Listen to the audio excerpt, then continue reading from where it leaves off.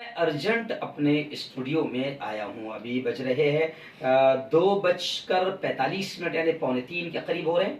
जैसे ही 2:05 को मैं जुमा की नमाज पढ़ाकर बाहर निकला तो हमारे चाहने वाले, हमारे शागिर्द, दावत मीडिया के जिम्मेदार हाफिज अब्दुल हन्नान इशाअती शेगांव लोहारा महाराष्ट्र का, उनका मुझे अर्जेंट फोन आया कि मुफ्ती साहब एक बड़ी खबर इस वक्त आई है, इसको आप अर्जेंट बनाइए। मैंने कहा भाई क्या मसला है?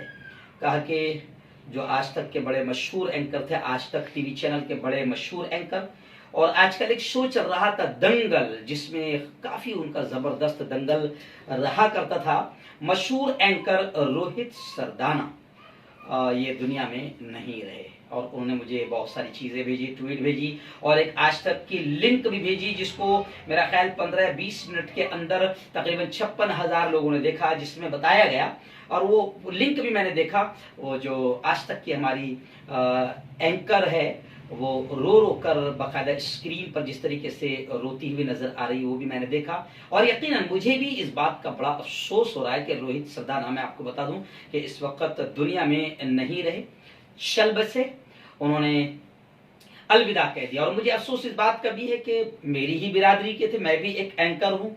यह अलग बात है कि मैं छोटे से चैनल ही सही, लेकिन मैं इसका मालिक हूँ, मैं किसी के हाथों में नहीं हूँ और किसी की बोली नहीं बोलता हूँ। लेकिन मेरी बिरादरी के वो थे रोहित सरदाना, इसलिए मुझे काफ़ी अफसोस हुआ है। खुदा ने उनको बड़ी सलाहियत दी थी, बड़ा अच्छा बोलते थे। उनका जैसे ही निधन हुआ, डॉक्टर कुमार विश्वास का इस वक्त मेरे सामने ट्वीट है, सुधीर चौधरी का ट्वीट है, और ऐसे ही संबित पात्रा का ट्वीट आया है, लोकमत वालों का ट्वीट मेरी निगाहों के सामने है। और उन्होंने भी गहरे रंज, दुख और गम का इजहार किया। हम भी वायरल न्यूज लाइव की जानिब से एक उनके निधन पर दुख का इजहार करते हैं। लेकिन कहते कहावत है कि आदमी चला जाता है, इंसान तो चला जाता है, मगर अपने पीछे वो कुछ यादें छोड़ जाता है।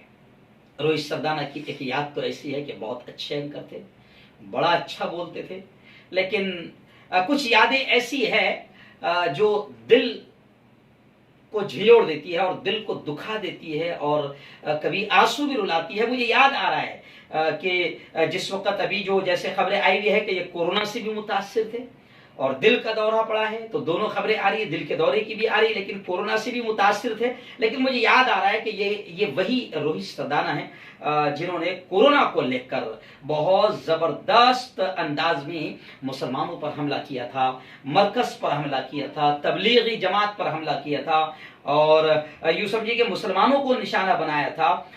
कोरोना को मरकज और मुसलमानों से जोड़ने वाले रोहित सरदाना जो है वो नहीं रहे। अब जाहिर बात है कि जहां हमको दुख है, लेकिन कई लोग इस वक्त सोशल मीडिया पर लिख रहे हैं, किसी ने ये ट्वीट करते हुए लिखा है, हालांकि इसके फेवर में नहीं है, लेकिन किसी ने लिखा है कि मरकज, तबलीग और मुसलमानों का चाहने वाला चला गया, यानी गोया कि ताने के अंदाज में लिखा है। किसी ने लिखा है कि कोरोना को मरकज और मुसलमानों से जोड़ने वाले रोहित सरदाना नहीं रहे, कोरोना उनसे नाराज हो गया क्योंकि उन्होंने गलत रिपोर्टिंग की थी। और यकीनन रोहित सरदाना ने इतनी गलत रिपोर्टिंग की थी कि बाकायदा खुद कोर्ट ने यह कहा था कि कोरोना को लेकर तबलीगी जमात को निशाना बनाया गया।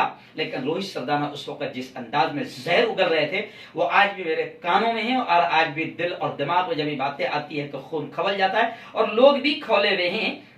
तो लोगों ने कहा कि इंसान तो चला जाता है मगर कुछ यादें बाकी रहती है। इन्होंने हमारा यूं समझिए कि जीते जी मजाक बनाने की कोशिश की थी रोहित सरदाना ने, और बाकायदा खबरें भी आ रही है, कुछ लोगों ने पोर्टल चैनल पर भी डाल दिया है कि आखिर रोहित सरदाना जो मुसलमानों से बड़ी मोहब्बत करते थे और तबलीगी जमात और मरकज से बड़ी मोहब्बत करते थे, और इस मोहब्बत में उन्होंने यूं समझिए कि बदमाशी की सारी हदें पार कर दी थी।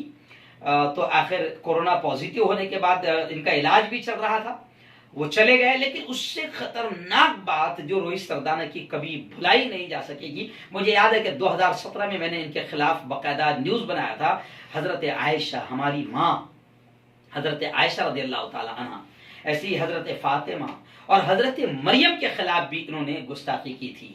जी हाँ, तो ऐसे ही एक लोग अब गुस्से में लिख रहे हैं कि एक ऐसा टीवी एंकर जो गुस्ताख था, उसकी मौत हो गई है। कोरोना पॉजिटिव होने से उनका इलाज चल रहा था। खैर, उनके ट्वीट आज भी मेरी सब निगाहों के सामने हैं। तो रोहित सरदाना तो चले गए हैं, हम दुख का इजहार करते हैं अपनी पूरी टीम की जानिब से, इस वजह से भी कि वो हमारी अपनी बिरादरी के थे, वो भी एंकर थे, मैं भी एंकर हूं। लेकिन फ़र्क यह है कि मैं एक छोटे से चैनल का मालिक हूं और मैं किसी के इशारे पर काम नहीं करता हूं, किसी के इशारे पर नहीं बोलता हूं, मैं मुल्क में नफरतें नहीं फैलाता हूं, मैं यूँ समझिए कि किसी खास समाज को टारगेट नहीं करता हूं, किसी खास समाज को निशाना नहीं बनाता हूं। कोरोना को लेकर मैं किसी एक खास समाज को टारगेट करके बदनाम करने की कोशिश नहीं करता हूं। तो ये मुझे अफसोस तो हो रहा है उनके जाने का, लेकिन ये बातें उनकी याद रहेगी। लेकिन इन्हीं बातों के साथ साथ मैं ये कहूँगा कि देखो, कोरोना भी जवानों को लेकर जा रहा है। पहले बूढ़ों को भी यकीन होता था कि थोड़ा जिएंगे, अभी तो 90 साल के हुए हैं, अभी तो 100 साल पूरे करेंगे, लेकिन अब तो 35 साल, 30 साल, 25 साल के जवान भी जा रहे हैं। तो मैं चाहूँगा कि रोहित सरदाना के साथ के कई और एंकर बाकी है जो साथ में उनके भी काम करते थे या दूसरे चैनलों पर काम करते हैं। तो मैं उनसे भी हाथ जोड़कर विनती करूंगा कि भगवान ने, खुदा ने, अल्लाह ने, रब ने, जिसको भी आप मानते हो, बड़ी छोटी सी जिंदगी दी है। अपनी सलाहियतों का गलत इस्तेमाल ना करो, अपनी सलाहियतों का इतना अच्छा इस्तेमाल करो कि लोग तुम्हारे दुनिया से जाने के बाद तुम्हें अच्छे नामों से याद करें, अच्छाई के साथ याद करें, तुम्हारी तारीफ करें। इसलिए जो एंकर और है जिन्होंने मरकज पर भूखा था मगर कुंभ मेले पर भूखने का हक अदा नहीं किया, और कुछ ऐसे हैं जिनकी रोजी रोटी, दुकानदारी, उनका चैनल, उनका पेपर सिर्फ मुसलमानों के खिलाफ या किसी खास समाज के खिलाफ चलता है, मैं उनसे हाथ जोड़कर विनती करूंगा, वो मेरी अपनी बिरादरी के हैं, मैं उनसे हाथ जोड़कर विनती करूंगा कि अपनी सलाहियतों का सही इस्तेमाल करें, बिकाऊ मीडिया ना बने, दलाल एंकर ना बने, अच्छा इस्तेमाल करें, मुल्क के हक में इस्तेमाल करें। ये मुल्क इस वक्त बहुत परेशान है, कोरोना की महामारी है, और कोरोना में भी अगर तुम और हम बदमाशी करेंगे तो मुल्क और तबाह हो जाएगा। जो मुल्क की सही रिपोर्ट है, बताए कैसे शमशान बन गया है, मुल्क कैसे कब्रिस्तान बन गया है, मुल्क में कितना सत्यानाश हो गया है, जीडीपी कितनी गिर गई है, किसान कैसे आत्महत्या कर रहा है, बेरोजगारी कैसे बढ़ गई है, पढ़े लिखे बी और एमए कि जो डिग्री होल्डर है उनको पकोड़े बेचने का मशवरा दिया जा रहा है। तो जो मुल्क के असल मुद्दे हैं इनकी तरफ लोगों को ले जाए और हिंदू मुस्लिम न करे, नफरतों का माहौल न बनाए। खैर, रोहित सरदाना के निधन पर हम अफसोस का इजहार करते हैं और इनके ही मौत के बाद हम और जो बचे हैं उनसे भी कहते हैं कि अपनी सलाहियतों का सही इस्तेमाल करें, दलाली और बिकाऊगिरी और चाटुकारी बिल्कुल